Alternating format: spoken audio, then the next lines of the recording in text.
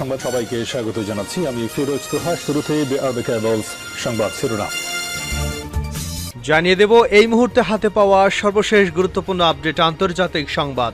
Iran Israel ফিলিস্তিনি ত্রিমুখী যুদ্ধ চলছে। শুরুতেই থাকছে গাজায় জল স্থল আকাশ পথে ইসরায়েলের ত্রিমুখী হামলা। ফিলিস্তিনের গাজায় জল স্থল এবং আকাশ পথে ব্যাপক হামলা চালিয়েছে ইসরায়েল।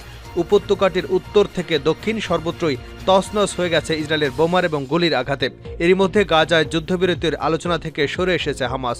এতে সেখানে শিগগিরই সংঘাত থামার কোনো লক্ষণ দেখা যাচ্ছে না। ইসরায়েলি বাহিনীর মুহুর্মুহু হামলায় অসংখ্য নিরীহ ফিলিস্তিনি মা বোনরা প্রতিনিয়ত নিহতের শিকার হচ্ছে। প্রাণ হারাচ্ছে হাজার হাজার অবুঝ শিশু। এবারে জানাবো ব্যর্থতা দায় নিয়ে ইসরায়েলের সামরিক গোয়েন্দা প্রধানের পদত্যাগ। গত বছরের ৭ অক্টোবর ইসরায়েলি ফিলিস্তিনি স্বাধীনতাকামী সশস্ত্র গোষ্ঠী হামাসের হামলার জন্য নিজের ব্যর্থতা দায় স্বীকার করে পদত্যাগ করেছেন ইসরায়েলের সামরিক গোয়েন্দা সংস্থার প্রধান মেজর জেনারেল আহারন হালিভা।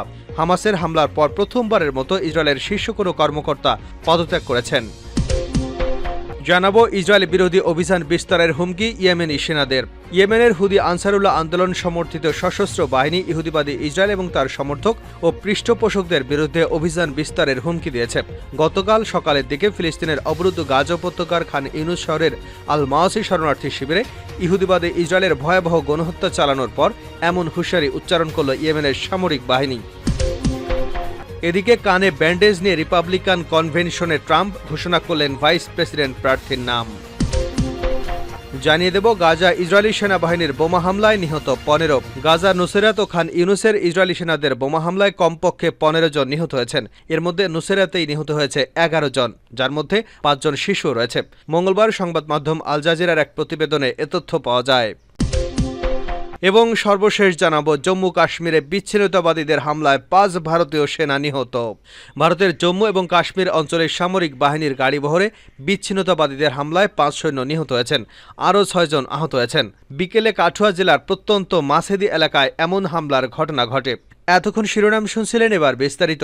প্রিয় দর্শক, আপনি যদি এই চ্যানেলে নতুন হয়ে থাকেন, ভিডিওটি দেখতে দেখতে চ্যানেলটি সাবস্ক্রাইব করে আমাদের সঙ্গে থাকুন। আর এই ভিডিও সম্পর্কে আপনি আপনার মূল্যবান মতামতটি কমেন্ট বক্সে জানিয়ে দিন। আর হ্যাঁ প্রিয় দর্শক, জানিয়ে দিন ভিডিওটি কোথা থেকে দেখছেন। আর ভিডিওটি ভালো লাগলে শেয়ার করে বন্ধুদের মাঝে ছড়িয়ে দিন, তাদেরও দেখার সুযোগ করে দিন। গাজায় জল, স্থল ও আকাশপথে ইসরায়েলের ত্রিমুখী হামলা। ফিলিস্তিনের গাজায় স্থল, জল ও আকাশপথে ব্যাপক হামলা চালিয়েছে ইসরায়েল। উপত্যকাটির উত্তর থেকে দক্ষিণ সর্বত্র তছনছ হয়েছে ইসরায়েলের বোমা ও গুলির আঘাতে। এর মধ্যে গাজার যুদ্ধবিরতির আলোচনা থেকে সরে এসেছে হামাস। এতে সেখানে শীঘ্রই সংঘাত থামার কোনো লক্ষণ দেখা যাচ্ছে না। আজ উত্তরে গাজা নগরের তাল আল হাওয়া, শেখ আজলেন, আল সাবরা এলাকা এবং নুসেরাত আশ্রয় শিবিরে নির্বিচারে গোলাবর্ষণ করেছে ইসরায়েলি সেনারা। মধ্য গাজার আল মুরাকাবা এলাকার ইসরায়েলের গোলা আঘাত এনেছে। এই অঞ্চলের আল মাগাজি শিবিরে ইসরায়েলের বিমান হামলার পর ৩ শিশুসহ ৫ ফিলিস্তিনি মৃতদেহ বা মরদেহ উদ্ধার করা হয়েছে বলে জানিয়েছে রেড ক্রিসেন্ট। এছাড়া দক্ষিণ গাজার খান ইউনিস ও রাফা এলাকায় সামরিক নৌযান ও হেলিকপ্টার থেকে হামলা চালানো হয়েছে। ইসরায়েলের সামরিক বাহিনী একটি বিবৃতিতে জানিয়েছে গাজার উপকূলীয় এলাকাগুলোয় তারা সামরিক তৎপরতা চালিয়ে যাচ্ছে, আর রাফা ও মধ্য গাজায় হামলা চালিয়ে তারা বেশ কয়েকজন ফিলিস্তিনি যোদ্ধাকে হত্যা করেছে। উপত্যকাটির বিভিন্ন লক্ষ্যবস্তুতে ইসরায়েলি সেনাবাহিনী বা নৌবাহিনী হামলা চালিয়েছে বলে উল্লেখ করা হয়েছে।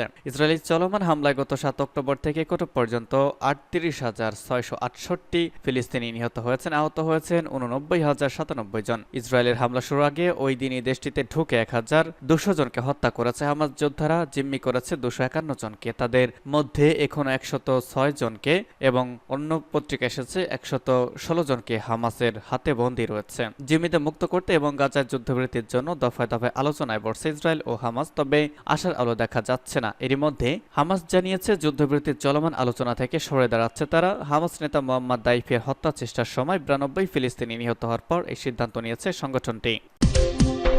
পদত্যাগ করেছেন ইসরায়েলের গোয়েন্দা প্রধান। ইসরায়েল ডিফেন্স ফোর্সেস আইডিএফ গোয়েন্দা প্রধান মেজর জেনারেল আহারন হালিভা পদত্যাগ করতে যাচ্ছেন।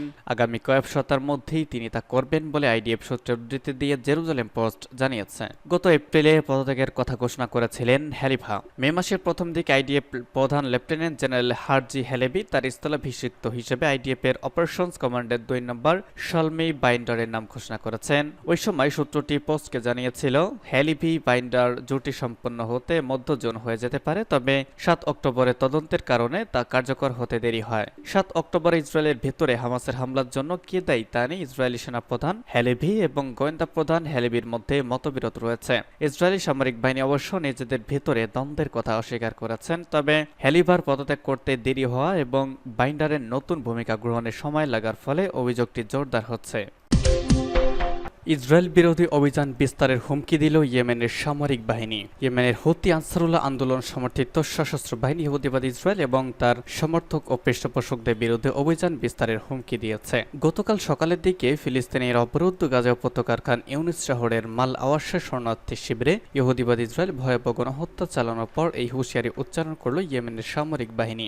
গতকালের ওই গণহত্যায় 90 জন ফিলিস্তিনি শহীদ হয়েছেন, এছাড়া 300 এর বেশি মানুষ আহত হয়েছেন এবং হতাহতদের মধ্যে বহু সংখ্যক নারী ও শিশু রয়েছে। গতকালের গণহত্যা সম্পর্কে ইয়েমেনি সামরিক বাহিনী মুখপাত্র ব্রিগেডিয়ার জেনারেল ইয়াহিয়া সারি বলেছেন, সশস্ত্র বাহিনী গাজার ঘটনাবলী লক্ষ্য করছে এবং দখলদার শত্রুরা গতকাল যে সর্বশেষ গণহত্যা চালিয়েছে সে বিষয়টিও ইয়েমেনি সামরিক বাহিনী নজরে রেখেছে। তিনি বলেন, ইহুদিবাদী ইসরায়েলের এই হত্যাযজ্ঞ ও অপরাধ থামানোর জন্য ইয়েমেনের সামরিক বাহিনী তাদের সামর্থ্য অনুযায়ী প্রয়োজনীয় ব্যবস্থা ও পদক্ষেপ নেবে। ফিলিস্তিনি জনগণের রক্তের জন্য সত্যিকারের বিজয় এবং ইসরায়েলি শত্রু ও তার সমর্থকদের বিরুদ্ধে সামরিক অভিযান বাড়াতে দ্বিধা করবে না ইয়েমেন। গত 7 অক্টোবর থেকে ইসরায়েল গাজায় রক্তপাত ও ভয়ানক গণহত্যা চালিয়ে আসছে। দখলদার সেনাদের হাতে পর্যন্ত 38,500 জন ফিলিস্তিনি শহীদ হয়েছেন, যার মধ্যে বেশিরভাগই নারী ও শিশু। ইসরায়েলের অপরাধের বিরুদ্ধে ইসরায়েলের সেনারা রুখে দাঁড়িয়েছে এবং ইসরায়েলের ভেতরেও ইসরায়েল অভিমুখী জাহাজে হামলা চালিয়ে আসছে।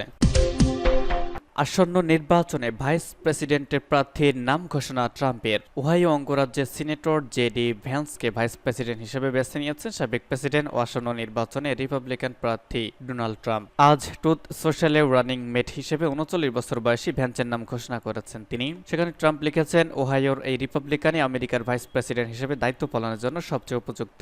এই সিদ্ধান্তের ফলে ট্রাম্পের ভাইস প্রেসিডেন্ট বাছাই নিয়ে বেশ কয়েক মাস ধরে চলা জল্পনা কল্পনার অবসান হলো। প্রথমবারের মতো সেনেটের সদস্য হিসেবে দায়িত্ব পাওয়া ভ্যান্সকে সেনেটে তার মাত্র 1.5 বছর মেয়াদের উপরও ট্রাম্পের একজন আদর্শিক মিত্র হিসেবে বিবেচনা করা হয়। সামাজিক যোগাযোগ মাধ্যমে তার পোস্টে ট্রাম্প আরো বলেছেন, ভাইস প্রেসিডেন্ট হিসেবে জে.ভি.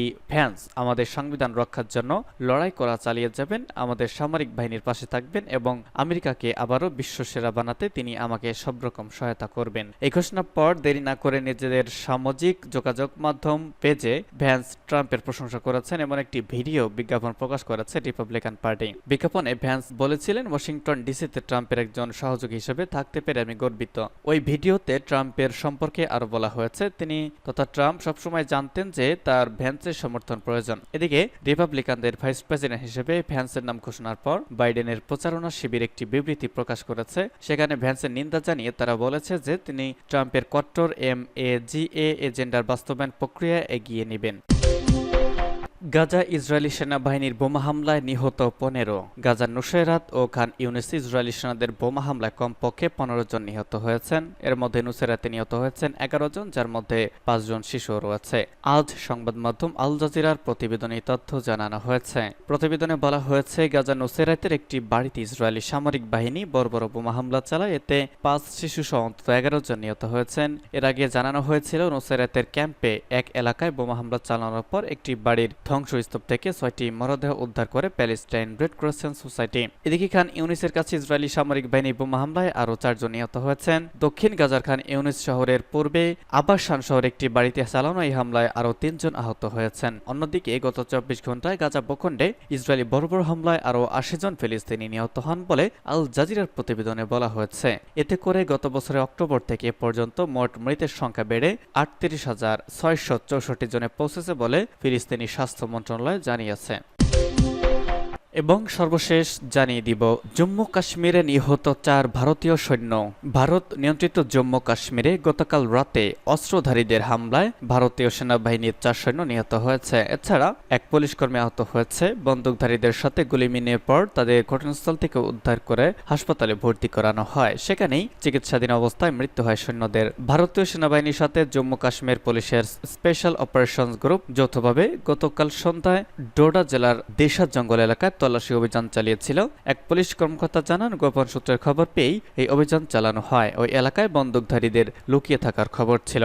সংবাদ মাধ্যম সূত্রের খবর, তল্লাশি অভিযানের সময় অতর্কিতে সেনাবাহিনীর দিকে ধেয়ে আসে গোলাবারুদ। পাল্টা জবাব দেন জনেরা। শুরু হয় দুপক্ষের গুলির লড়াই। 20 মিনিটের বেশি সময় ধরে চলে এই লড়াই। ওই সময় অস্ত্রধারীদের ছোড়া গুলিতে 4 সৈন্য জখম হন। তাদের মধ্যে একজন উচ্চপদস্থ সেনা কর্মকর্তাও ছিলেন। পাশাপাশি এক পুলিশ কর্মীর গায়ে গুলি লাগে বলে খবর। আহতদের উদ্ধার করে হাসপাতালে পাঠানো হয়। আজ ভোরে তাদের মৃত্যু হয়। ওই জঙ্গল এলাকা 4 থেকে 5 জন অস্ত্রধারী লুকিয়ে থাকার খবর ছিল, এমনই জানান এক সেনা কর্মকর্তা। তাদের সন্ধানে আজও তল্লাশি অভিযান চালানো হয়েছে। গত কয়েক সপ্তাহ ধরে জম্মু কাশ্মীর বেশ কয়েকটি জায়গায় হামলার ঘটনা প্রকাশ্যে এসেছে। ওই কারণে জম্মু কাশ্মীরের বিস্তীর্ণ এলাকায় হাই অ্যালার্ট জারি করা হয়েছে। কাঠুয়া, গুলগাম সহ একাধিক এলাকায় চলতি মাসে সেনাবাহিনীর ওপর রয়েছে হামলা। কখনো সেনা কনভয়ে, কখনো আবার সেনাগাড়ি লক্ষ্য করে ছোড়া হয়েছে গোলাগুলি।